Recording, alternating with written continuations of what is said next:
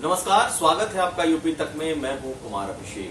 पिछले 24 घंटे के सभी अहम राजनीतिक खबरों और उसके विश्लेषण के साथ हम हाजिर हैं अपना न्यूज शो आज का यूपी लेकर। तो जान लीजिए क्या खास है आज का यूपी। किसानों के इस विरोध के दौर में प्रधानमंत्री मोदी कैसे उत्तर प्रदेश के किसानों को साधने जा रहे हैं और पूर्व प्रधानमंत्री अटल बिहारी वाजपेयी के जन्मदिन के दिन किसानों से संवाद को लेकर क्या है तैयारियां, हम आपको ये बताएंगे। ये भी बताएंगे कि आम आदमी पार्टी ने पूरी ताकत चुनाव में झोंकने की तैयारी तो कर ली है, लेकिन क्या है उसके राह में रोड़े। अखिलेश यादव कैसे अब पूर्वांचल को साधने में जुटेंगे और पूर्वांचल में कहां अपना ठिकाना बनाएंगे, हम ये भी आपको बताएंगे। और विपक्षी पार्टियों को देखकर अब कांग्रेस भी कैसे हरकत में आई और कैसे सड़क पर योगी आदित्यनाथ के खिलाफ आंदोलन कर रही है, यह भी जानिए। और प्रियंका गांधी के गौशाला पर लिखी चिट्ठी के बाद अब सरकार ने और क्या किया है और कितनी गौशालाएं खोलने जा रही है योगी सरकार, ये सब जानिए आज का यूपी में। देश में चल रहे किसान आंदोलन के बीच प्रधानमंत्री मोदी का किसानों का एक मेगा इवेंट उत्तर प्रदेश में होने जा रहा है। 25 दिसंबर यानी कि स्वर्गीय प्रधानमंत्री अटल बिहारी वाजपेयी के जन्मदिन पर प्रधानमंत्री मोदी उत्तर प्रदेश के 2500 जगहों पर 2500 चौपाल को वर्चुअल तरीके से संबोधित करेंगे और ये सभी किसानों की चौपाल होने जा रही है। इसी दिन किसान सम्मान निधि का 7वीं किस्त भी प्रधानमंत्री मोदी जारी करने जा रहे हैं, जिसमें 18,000 करोड़ उन किसानों के लिए होंगे। इन 2500 जगहों पर जिसे प्रधानमंत्री मोदी खुद वर्चुअल वीडियो कॉन्फ्रेंसिंग से संबोधित करेंगे, उसमें किसानों की बात सुनेंगे और किसानों को संबोधित करेंगे, उनसे बातचीत करेंगे। एक तरफ पंजाब, हरियाणा और दूसरे किसान दिल्ली के सीमा पर डटे हुए हैं और लगातार अपनी मांगों को लेकर अड़े हुए हैं, वहीं अब बीजेपी के इस मेगा प्लान में प्रधानमंत्री शामिल होने जा रहे हैं और जगह जगह पर उनके ये कार्यक्रम होंगे। बड़े गांव, 10,000 से ज्यादा आबादी वाले बड़े गांवों में बाकायदा एलईडी लगाकर उनके कार्यक्रम को किसानों के सामने रखा जाएगा। इसमें सरकार और संगठन दोनों बहुत बड़े स्तर पर काम करेंगे, यानी कि पूरे उत्तर प्रदेश में 2500 जगहों पर प्रधानमंत्री का संबोधन होने जा रहा है। और ये कहीं ना कहीं उस चुनौती जो कि इस वक्त सामने खड़ी है प्रधानमंत्री के लिए, उससे निपटने और किसानों को संदेश देने की एक कोशिश और शुरुआत दिखाई दे रही है। चलते हैं अगली खबर की तरफ। आम आदमी पार्टी नेता और दिल्ली के उप मुख्यमंत्री मनीष सिसोदिया लखनऊ आए थे। लखनऊ में उन्होंने प्रेस कॉन्फ्रेंस किया, सरकार को बहस की चुनौती दी, साथ साथ एक स्कूल भी जाने लगे और रास्ते में उन्हें प्रशासन ने रोक लिया। ये सब कुछ जनता ने देखा, ये सब कुछ लोगों ने देखा। मनीष सिसोदिया वापस दिल्ली चले गए। अरविंद केजरीवाल ने सरकार की खिंचाई करते हुए बाकायदा ट्वीट भी किया। लेकिन यह सब कुछ जो हो रहा है, जो दिख रहा है, क्या वो सिर्फ इस उत्तर प्रदेश में योगी सरकार को चैलेंज करने की एक कोशिश मात्र है या फिर 2022 की तैयारी?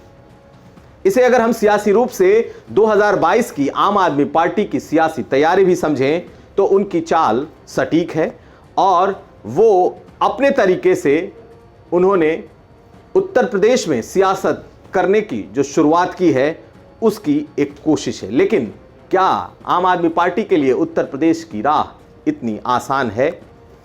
तो आप समझ लीजिए, उत्तर प्रदेश में फिलहाल आम आदमी का कोई संगठन जमीनी स्तर पर मजबूत नहीं है।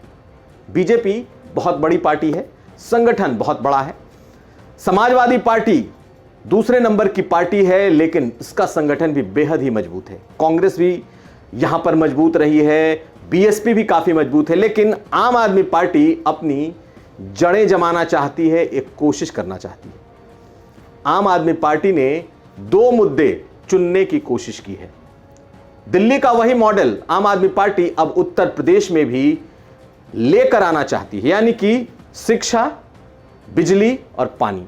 खैर, पानी पर यहां भी कोई टैक्स नहीं लगता, इसलिए पानी बहुत बड़ा मुद्दा नहीं होगा। लेकिन बिजली और शिक्षा उत्तर प्रदेश में मुद्दा हो सकता है, चाहे शिक्षकों का मामला हो या फिर स्कूल का। और संगठन नहीं होने के बावजूद आम आदमी पार्टी ने चिरपरिचित अंदाज में अपने मुद्दों को ही आगे रख दिया है। स्कूलों के मुद्दे और साथ साथ बिजली बिल के मुद्दे। पिछले कुछ दिनों से उत्तर प्रदेश में जगह जगह बिजली बिल की वसूली को लेकर लोगों में असंतोष है, जगह जगह कनेक्शन काटे गए। ऐसे में ये दो मुद्दे जो दिल्ली में आम आदमी पार्टी को सत्ता में लेकर आए, अब आम आदमी पार्टी इसी फॉर्मूले को उत्तर प्रदेश में आजमाना चाहती है। लेकिन क्या ये इतना आसान है? बिल्कुल नहीं। दिल्ली एक शहर है, जबकि उत्तर प्रदेश गांवों का प्रदेश है। गांव-गांव में इस पार्टी का संगठन नहीं है। संजय सिंह पिछले काफी समय से यहां सक्रिय जरूर दिखाई दे रहे हैं, लेकिन आम आदमी पार्टी को लगता है कि वो जल्द से जल्द मुद्दों के भरोसे लोगों का दिल जीत लेगी। और बिजली, पानी और स्कूल ऐसी समस्याएं हैं, ऐसे मुद्दे हैं जिसे लेकर मनीष सिसोदिया, संजय सिंह और खुद केजरीवाल भी अब ट्वीट कर आगे बढ़ने लगे हैं। यह सब कुछ 2022 की तैयारी है, लेकिन आम आदमी पार्टी के लिए यह राह आसान नहीं है। लेकिन आम आदमी पार्टी की कोशिशें दिल्ली मॉडल को उत्तर प्रदेश में लेकर आने की जारी हैं।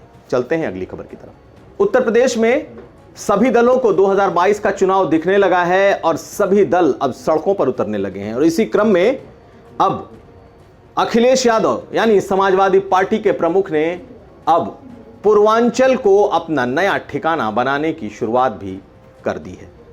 सूत्रों की माने तो आजमगढ़, जहां से अखिलेश यादव सांसद हैं, वहां पर उनका दूसरा ठिकाना हो सकता है। आजमगढ़ के अनवरगंज इलाके में एक बड़ी सी जमीन देखी जा रही है, जहां पर अखिलेश यादव के लिए घर और दफ्तर दोनों हो सकता है। कोशिश यह है कि पूर्वांचल के सभी 117 सीटों पर इस बार अखिलेश यादव दमदार तरीके से अपना प्रचार प्रसार करें, इसलिए लखनऊ के साथ साथ आजमगढ़ को भी अपना दूसरा मुख्यालय बना सकते हैं। बीजेपी ने पूर्वांचल में अपने हित, अपनी पार्टी को बेहद ही मजबूत कर लिया है। ऐसे में समाजवादी पार्टी के लिए सबसे बड़ी चुनौती पूर्वांचल होने जा रही है, जो कभी उसका गढ़ हुआ करती थी। और यही वजह है कि लखनऊ के बाद अब अखिलेश यादव आजमगढ़ का रुख करने वाले हैं। वहां पर वक्त गुजारेंगे, वहां से पूर्वांचल को साधेंगे और ये तमाम चीजें 2022 के पहले आपको दिखाई देंगी। कुल मिलाकर राजनीतिक तौर पर 2022 की तैयारी सभी दलों ने शुरू कर दी है और अखिलेश यादव इसमें पीछे नहीं बल्कि आगे दिखना चाहते हैं। चलते हैं अगली खबर की तरफ। किसान बिल के खिलाफ और किसानों के मुद्दे पर सभी विपक्षी दल इन दिनों सड़कों पर हैं। ऐसे में कांग्रेस भला पीछे क्यों रहे? यही वजह है कि चौधरी चरण सिंह के जयंती के अवसर पर आज कांग्रेस ने पूरे प्रदेश में थाली पीटो बर्तन पीटो अभियान शुरू किया और सरकार को यह सुनाने की कोशिश की कि वो इसके खिलाफ है। कानपुर, प्रतापगढ़, लखनऊ, प्रयागराज, वाराणसी ऐसे तमाम जगहों से और खासकर जिला मुख्यालयों से कांग्रेस के ऐसे कार्यक्रम करने की तस्वीरें सामने आई हैं, जहां कहीं उन्होंने बर्तन और थाली पीटे हैं, कहीं घड़ियाल बजाया है, कहीं शंख बजाया है। ये सब कुछ किसानों के समर्थन में और केंद्र सरकार के इस नए कृषि बिल के खिलाफ है। हालांकि आज सरकार ने थोड़ी सख्ती दिखाई और कई बड़े नेताओं को घरों से निकलने नहीं दिया। बावजूद इसके कांग्रेस कई जिलों में अपने इस कार्यक्रम को करने में सफल रही। इन दिनों किसान को लेकर सभी दल एकमत हैं और खासकर विपक्षी दल केंद्र सरकार और बीजेपी सरकार पर हमलावर हैं और कांग्रेस इसमें पीछे नहीं दिखना चाहती। चलते हैं अगली खबर की तरफ। योगी सरकार ने लावारिस और अन्ना गायों के लिए पूरे उत्तर प्रदेश में गौशाला खोलने की कवायद शुरू की थी और ये गौशालाएं खुली भी, लेकिन कई गौशालाओं से ऐसी भयानक तस्वीरें आई जिसने लोगों को हिलाकर रख दिया। हाल में ललितपुर और आज अलीगढ़ के टप्पल थाने से ऐसी ही खबरें और ऐसे ही दृश्य सामने आए, जिसमें बीमार और बूढ़ी गायों को जो मरनासन है उन्हें चील कौवे और कुत्ते अपना निवाला बना रहे हैं। 2 दिन पहले प्रियंका गांधी ने योगी आदित्यनाथ को खत लिखकर ऐसे गौशालाओं पर अपनी चिंता जाहिर की थी और अब सरकार ने 120 नई गौशालाएं खोलने का इरादा कर लिया है। चीफ सेक्रेटरी ने बाकायदा एक पत्र लिखकर कहा है कि 147 करोड़ रुपए अभी मौजूद हैं गौशालाओं के मद में और इससे 120 नई गौशालाएं खोली जा सकती हैं। चाहे कांग्रेस हो या आम आदमी पार्टी हो या समाजवादी पार्टी, सभी गौशालाओं को लेकर योगी सरकार पर निशाना साधते रहे हैं। और जब से ये तस्वीरें एक बार फिर आनी शुरू हुई हैं, ये एक बार फिर राजनीतिक बहस का मुद्दा बनता जा रहा है।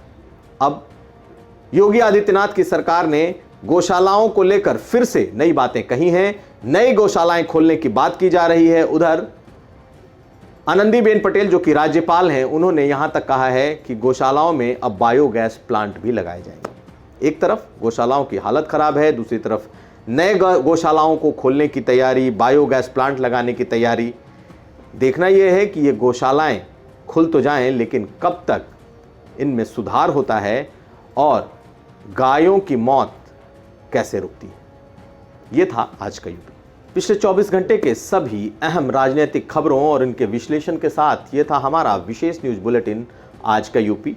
हम फिर हाजिर होंगे, तब तक आप देखते रहिए यूपी तक।